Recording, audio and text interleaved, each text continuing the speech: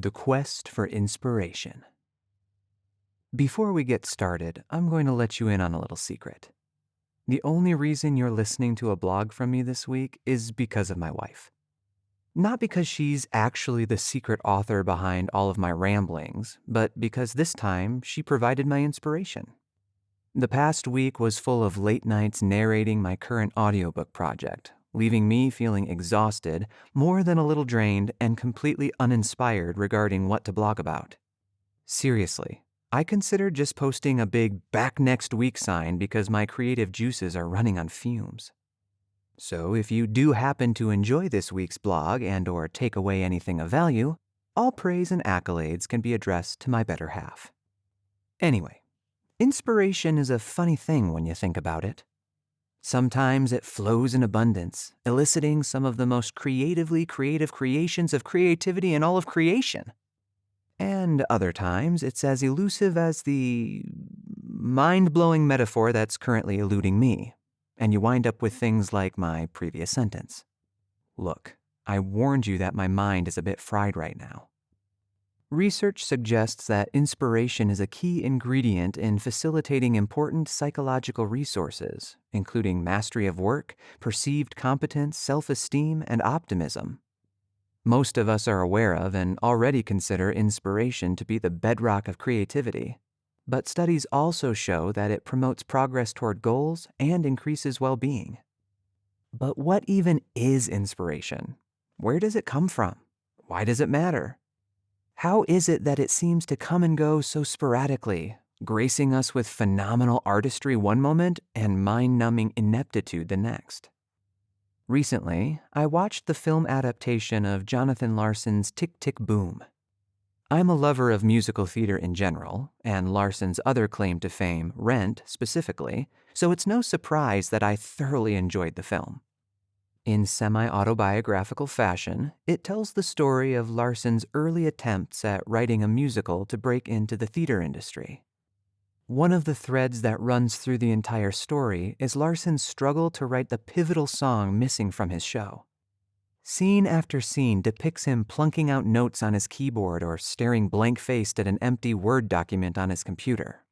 Spoiler alert! Are you still there? Okay, I guess that means you've either seen the film or don't care about spoilers, so we're moving on. At the turning point of the film, when time is running out before a workshop of his musical is scheduled to premiere, he is struck with sudden inspiration and writes an incredible song. Despite a successful workshop, though, his show isn't picked up and his agent encourages him to start on the next one. After spending the better part of a decade working on his first project, he's at an utter loss of how to begin again. Her parting advice alludes to where he ought to find further inspiration. Write about what you know. Best-selling author Shauna Niequist has a similar perspective on inspiration. As a professional writer, she recognizes that writing is her job, and she feels a responsibility to complete that job, regardless of how she feels on a given day. In an interview on the Live Well Anyway podcast, hosted by fellow VO artist Mackenzie Kappa, she says, "I don't have the luxury of questioning, am I feeling inspired? Being inspired is part of the job. So I go to museums, I go to shows, I read a lot, I spend time with people who are interesting and creative, I go for walks. That's part of the job, living as a person who is deeply committed to noticing and learning about the world around me. The artist's job is taking responsibility for their own inspiration. To put it another way, Niequist writes about what she knows." Not everyone approaches the concept of inspiration in such a pragmatic way, though. Coming from a different perspective, psychologists Tom M. Thrash and Andrew J. Elliott note 3 core components to inspiration: evocation, transcendence, and approach motivation. In short, inspiration is unintentionally and spontaneously evoked. It transcends our self-serving concerns and limitations, bringing about moments of clarity and awareness of new possibilities, and it motivates the inspired individual to actualize their vision or idea. In other words, we are inspired by something in order to do something, but it's not necessarily something that's within our control. So, is inspiration something we can deliberately tap into, derived from our personal journeys, what we know and experience? Or is it a spontaneous, unintentional force that strikes from without like a bolt of lightning? Remarkable, but ultimately unpredictable. As with most things in life, there's probably not a right or wrong answer to that question. For me, though, I tend to believe in the notion that an artist does have a certain degree of agency in their own inspiration. I can choose to believe inspiration is totally random and continue sitting here, hoping that some vague, amorphous something will alter my state of mind and ignite the fuse of a creative bomb. But that could also just leave me sitting here with nothing to write about.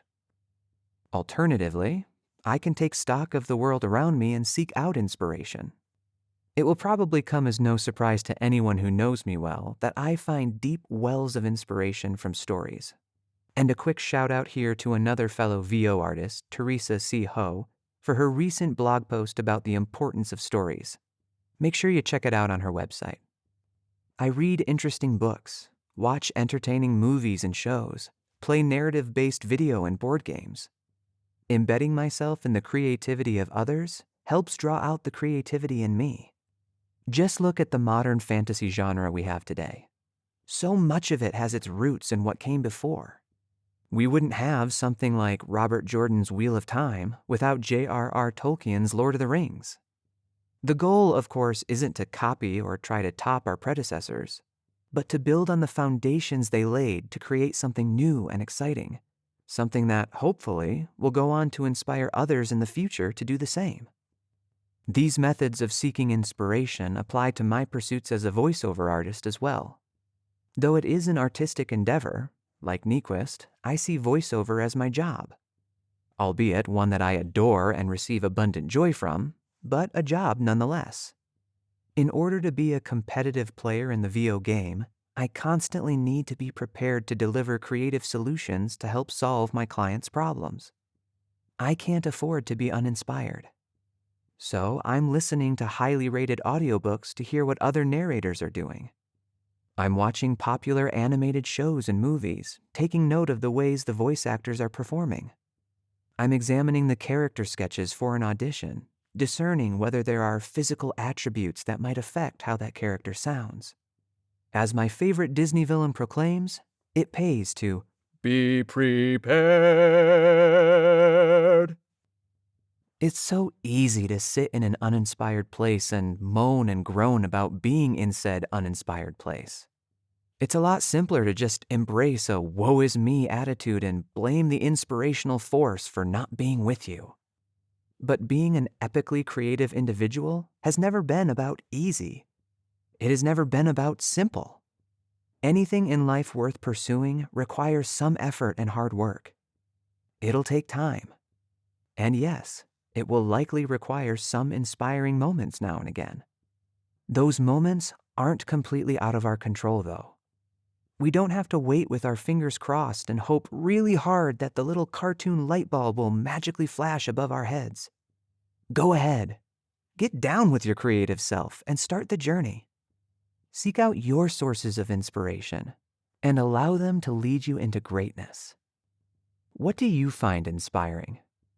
Are there certain activities, routines, or practices that you found particularly helpful in kickstarting inspiration in your life? Until next time, friends, keep telling stories.